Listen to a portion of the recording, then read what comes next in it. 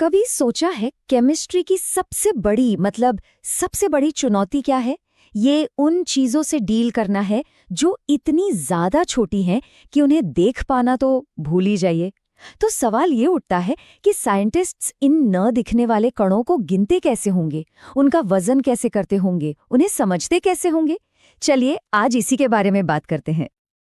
तो हमारा आज का सफर कुछ ऐसा रहेगा।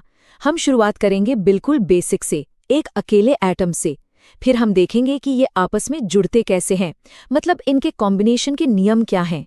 फिर जानेंगे कि एटम से मॉलिक्यूल कैसे बनते हैं, और हाँ, सबसे ज़रूरी हम उस कमाल के कॉन्सेप्ट को समझेंगे जो हमें इन अरबों खरबों कणों को गिनने में मदद करता है। तो सबसे पहले एक अंदाजा लगाते हैं कि हम कितनी ज्यादा छोटी दुनिया में घुसने वाले हैं। तैयार है? ये एक ऐसा सवाल है जो शायद हम सब ने कभी न कभी सोचा होगा। ये जो कुछ भी हमारे आसपास है, ये हवा, ये पानी, यहाँ तक कि हम खुद, आखिर ये सब बना किस चीज से है? ये बहुत ही फंडामेंटल सवाल है ना? और इसका जवाब है एटम, यानी परमाणु। और ये कितने छोटे होते हैं, इसका अंदाजा लगाना भी मुश्किल है। जरा सोचकर देखिए, सिर्फ 1 सेंटीमीटर, बस इतनी सी जगह में 1 crore atom side by side fit हो सकते हैं। 1 करोड़! कमाल है ना? तो टेक्निकली एटम वो सबसे छोटा हिस्सा है किसी भी चीज का जो किसी केमिकल रिएक्शन में पार्ट ले सकता है। और मजे की बात यह है कि ये खुद भी और छोटे पार्टिकल से बना है, प्रोटॉन, न्यूट्रॉन और इलेक्ट्रॉन। मतलब छोटे के अंदर और छोटा। तो ठीक है, एटम्स बहुत छोटे हैं, ये समझ आ गया। लेकिन ये आपस में इंटरैक्ट कैसे करते हैं? अब जरा उन नियमों पर नजर डालते हैं जो इस पूरी इनविजिबल दुनिया को चलाते हैं। और इस कहानी में एंट्री होती है जॉन डाल्टन की। बात है 1808 की, जब उन्होंने पहली बार इस माइक्रोस्कोपिक यूनिवर्स का एक तरह से मैप बनाने की कोशिश की। उन्होंने अपनी एटॉमिक थ्योरी दी, जो एटम्स को समझने के लिए पहला प्रॉपर साइंटिफिक फ्रेमवर्क था। डाल्टन के आइडियाज बहुत सीधे साधे थे, पर उस जमाने के हिसाब से बिल्कुल क्रांतिकारी। उन्होंने कहा, देखो, पहली बात, हर चीज एटम से बनी है।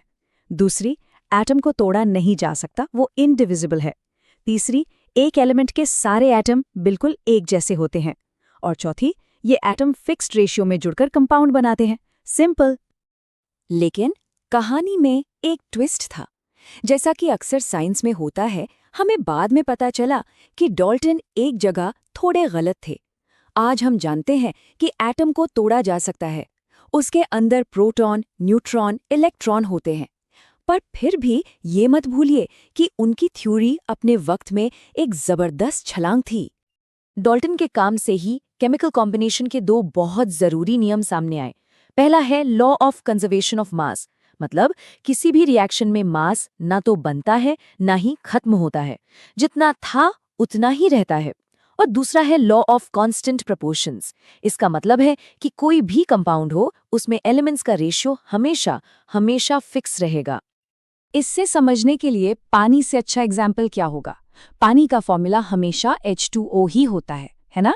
तो आप पानी चाहे समुद्र से ले या किसी ग्लेशियर की बर्फ से, उसमें हाइड्रोजन और ऑक्सीजन का मास रेशियो हमेशा 1:8 ही मिलेगा। ये एक यूनिवर्सल रूल है। तो ठीक है, हमने एटम समझ लिए, रूल्स भी देख लिए। अब अगला सवाल ये है कि जब ये एटम आपस में कंबाइन होते हैं तो क्या बनता है? जब 2 या 2 से ज्यादा एटम केमिकली एक दूसरे से जुड़ जाते हैं तो बनता है एक मॉलिक्यूल, यानी अणु। ये समझिए कि एटम की दुनिया से एक लेवल ऊपर की चीज है। अब मॉलिक्यूल्स भी मोटे तौर पर 2 तरह के होते हैं। पहले होमो एटॉमिक, मतलब जो एक ही तरह के एटम से बने हों, जैसे ऑक्सीजन गैस O2, इसमें दोनों एटम ऑक्सीजन के ही हैं। और दूसरे हेट्रोएटॉमिक, जैसे हमारा प्यारा पानी H2O, इसमें हाइड्रोजन और ऑक्सीजन 2 अलग-अलग तरह के एटम हैं। ये सब तो ठीक है, पर हम घूम फिरकर फिर से उसी सबसे बड़ी प्रॉब्लम पर आ जाते हैं। भाई, ये एटम इतने छोटे हैं और इनकी संख्या इतनी ज्यादा है कि इन्हें कोई गिने तो गिने कैसे, इनका वजन कैसे करे? तो केमिस्ट लोगों ने इसका क्या जुगाड़ निकाला? असल में इसका जवाब एक बहुत ही स्मार्ट आइडिया में छुपा है।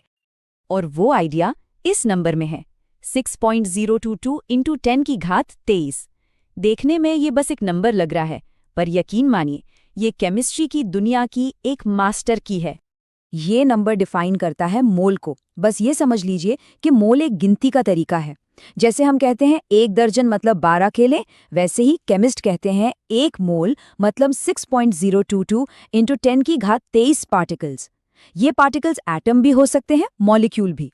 और इस खास नंबर को एवोकैड्रो नंबर भी कहा जाता है। अब ये नंबर कितना बड़ा है, इसका अंदाजा लगाना भी मुश्किल है, पर एक कोशिश करते हैं। सोचिए, अगर हमारे पास इतने चावल के दाने हों, 6.022 इंटू 10 की घात 23 चावल के दाने, तो उनसे पूरी की पूरी धरती को 2 मीटर मोटी चादर से ढका जा सकता है। पूरी धरती को। अब सोचिए, ये कितना बड़ा नंबर है। और असली जादू, असली जीनियस आइडिया अब आता है। किसी भी चीज का 1 मोल लेने पर उसका वजन ग्राम में उसके एटॉमिक या मॉलिक्यूलर मास के बराबर होता है। यही वो शानदार पुल है जो एटम की न दिखने वाली दुनिया को हमारी रोजमर्रा की ग्राम वाली दुनिया से कनेक्ट करता है। तो चलिए अब देखते हैं कि ये मोल कॉन्सेप्ट असल में काम कैसे करता है। मतलब साइंटिस्ट्स के लिए ये इतना पावरफुल टूल क्यों है। जैसे मान लीजिए हमें पता करना है कि पानी में कितना % हिस्सा ऑक्सीजन का है। मोल कॉन्सेप्ट का इस्तेमाल करके ये बहुत आसानी से कैलकुलेट किया जा सकता है। बस 3 सिंपल स्टेप्स है और हमें पता चल जाता है कि पानी के टोटल मास का लगभग 89% हिस्सा अकेले ऑक्सीजन का होता है। और ये चीज़ सिर्फ पानी के लिए नहीं है। ये टेबल देखिए, चाहे पानी हो या कार्बन डाइऑक्साइड या कोई और कंपाउंड, 1 मोल का मतलब हमेशा वही रहेगा, 6.022 इंटू 10 की घात 23 मॉलिक्यूल्स। और उसका वजन ग्राम में हमेशा उसके मॉलिक्यूलर मास के बराबर होगा। ये इस कॉन्सेप्ट की खूबसूरती है।